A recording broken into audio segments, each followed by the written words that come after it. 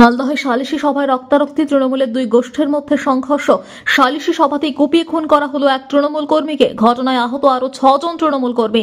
মালদার কালিয়াচক থানার রাজনগর মডেল এলাকার ঘটনা। জানা যায়, ফসলি জমি থেকে গাড়ি নিয়ে যাওয়াকে কেন্দ্র করে গতকালই গন্ডগোল বাধে। সমাধানে আজ এলাকায় বসে সালিশি সভা। সেই সভায় রক্তারক্তি পরিস্থিতি বেঁধে যায়। কুপিয়ে খুন করা হয় ইকরামুল শেখ নামে এক তৃণমূল কর্মীকে। ঘটনায় আহত আরো 6 জন। ঘটনাস্থলে বিশাল পুলিশ বাহিনী।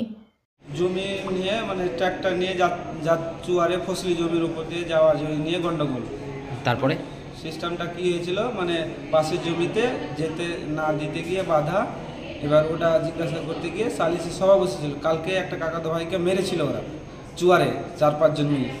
ওটা নিয়ে আমরা আলোচনায় বসেছিলাম, সালিসি সভায় বসেছিলাম। বসার পর সালিসি সভা থেকেই ওরা ধাক্কাধাক্কি করতে করতে বেরিয়ে আসলো। বেরিয়ে আসার পরে হাসলাটি নিয়ে আলো পাতাড়ি কোপ দিতে থাকলো। আপনারা কোন দল করেন?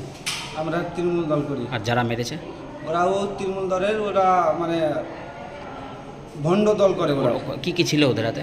ও সব ধারালো অস্ত্র, হাতিয়ার, হাসুয়া লাঠি। কতজন মারা গেছে আপনাদের? একজন মারা গেছে, কালিয়াচক হসপিটাল ঢুকতেই মারা গেছে। আর আহত?